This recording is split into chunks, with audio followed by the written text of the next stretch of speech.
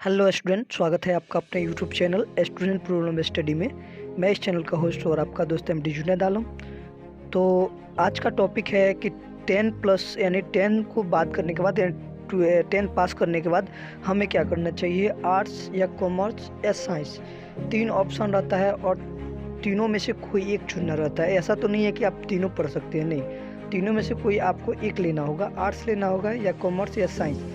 अब होता है ये है कि बहुत सारे स्टूडेंट हैं जो कन्फ्यूजन में पड़ जाते हैं कि हमें क्या करना चाहिए। ठीक है, आर्ट्स लें या कॉमर्स लें या साइंस लें।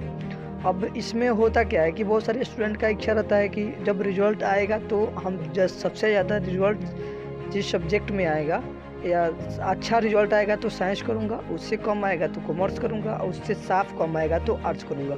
देखिए मेरे भाई, ये जो होता है ना क्राइटेरिया जो आपका पढ़ना होता है, ये आपके रिजल्ट के ऊपर डिपेंड नहीं करता है, बल्कि आपके इंटरेस्ट के ऊपर डिपेंड करता है। मैं कोई मोटिवेशन नहीं दे रहा हूँ, मैं समझा रहा हूँ, क्योंकि स्टूडेंट बहुत सारे यहाँ पे आके फंस जाते हैं और वो गलत चीज़ की चुनाव कर लेते हैं या फिर गलत सब्जेक्ट का चुनाव कर लेते हैं जिसमें उन लोगों का इंटरेस्ट होता ही नहीं। और देखा देखी दूसरा किसी के देख के भोजपुरी में जैसे बोलते हैं देखा देखी, वैसे ही इसमें देखा देखी कर लेते हैं और ले लेते हैं। बाद में बीच में जाके वो लोग फंस जाते हैं और अच्छा से नहीं पढ़ पाते हैं।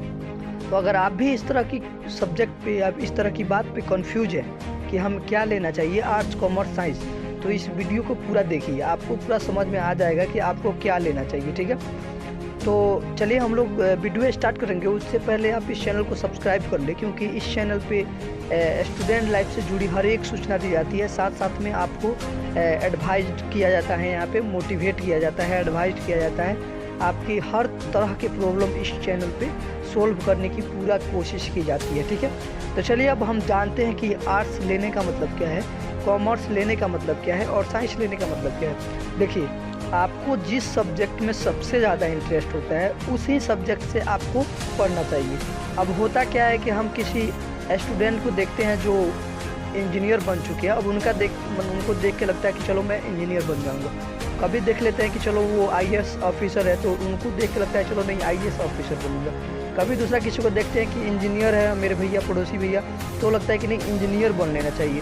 अब ये बताइए, जब तक आप किसी एक चीज़ पे ध्यान नहीं दीजिएगा तब तक आप कुछ नहीं कर सकते हैं। ठीक है, अब सब्जेक्ट चुनाव करने में काफ़ी दिक्कत होती है कि हमें कौन से स्ट्रीम से करना चाहिए, आर्ट्स करना चाहिए, साइंस करना चाहिए।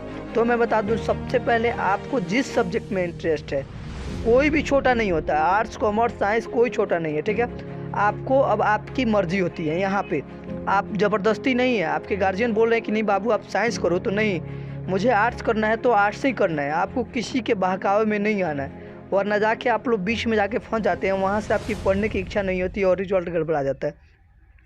अब बहुत सारे स्टूडेंट का कमेंट ये आता है कि सर रिजल्ट आने के बाद हम डिसाइड करेंगे कि अब हमें क्या करना चाहिए। तो ये गलत चीज़ है। नंबर कम होने से कुछ नहीं होता बाबू, आपकी इच्छा जो हो वो करें, आप जिसमें इंटरेस्टेड हो वो करना चाहिए आपको।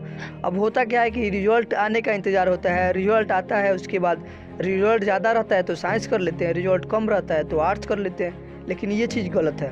हो सकता है कि पहले कुछ गलती की वजह से आपके सब्जेक्ट में या फिर आपके किसी पेपर में कम नंबर आ गए और अब आप चाहते हैं कि मैं साइंस लेके और ज़्यादा मेहनत करूं और अच्छा से अच्छा मार्क्स लाऊं, तो आप कर सकते हैं। आप ये ना सोचें कि मेरे रिजल्ट कम है तो मैं साइंस नहीं कर सकता। आप हर एक सब्जेक्ट से हर एक स्ट्रीम में आप लेके पढ़ सकते हैं, इसमें कोई दिक्कत नहीं। इंजीनियरिंग कर सकते हैं, कोई भी मतलब कि आपकी स्ट्रीम जो भी इच्छा हो कर सकते हैं। रिजल्ट का से कोई मतलब नहीं होता है, बस आपकी इच्छा होनी चाहिए कि हमें क्या करना चाहिए। अब जैसे आपको मैथ में इंटरेस्ट है तो आपको क्या लेना चाहिए, साइंस। बायोलॉजी में इंटरेस्ट है तो आपको क्या लेना चाहिए, साइंस।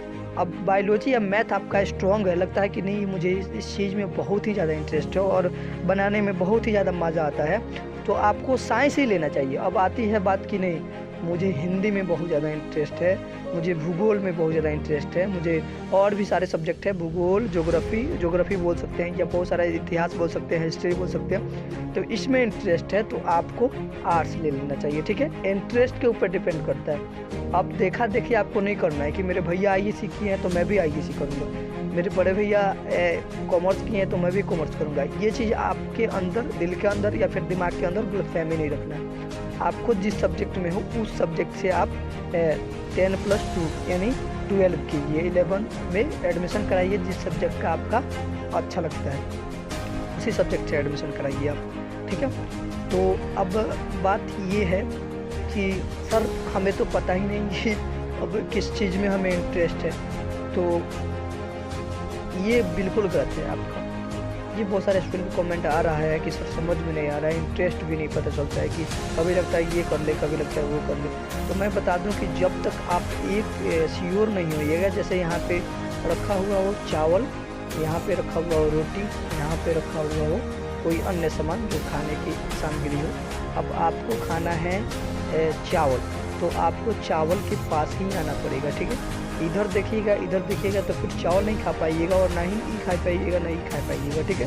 क्योंकि ज़्यादा खाइएगा तो फिर आपकी तबीयत खराब हो जाएगी। इसलिए आपको डिसाइड करना है कि एक ही चीज़ पे फोकस करना है, कोई एक चीज़ जिसमें आपको पूरी इंटरेस्ट हो, उसी चीज़ से आपको आईए करना है, मैंने आई इंटर करना है आपको, ठीक है।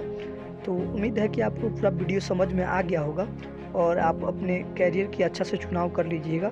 और मैं जो चीज़ बताया हूँ इंटरेस्ट के ऊपर, आपको जिस चीज़ में इंटरेस्ट है, आर्ट्स में इंटरेस्ट है, आर्ट्स वाले सब्जेक्ट में इंटरेस्ट है तो आर्ट्स लीजिए, साइंस वाले सब्जेक्ट में इंटरेस्ट है तो साइंस लीजिए, और कॉमर्स वाले सब्जेक्ट में इंटरेस्ट है तो कॉमर्स लीजिए, ठीक है। तो उम्मीद है कि ये वीडियो बहुत ही अच्छा लगा होगा आपको। अगर अच्छा लगा होगा तो लाइक कीजिएगा, कमेंट कीजिए और अपने दोस्तों को शेयर कीजिए, ताकि वो लोग भी इस चीज़ को जान सके और इस समय वो मतलब कि भूल ना जाए और गलत स्ट्रीम ना चुन ले। इसलिए आप लोग इस वीडियो को शेयर कर दिए ताकि वो लोग भी अपना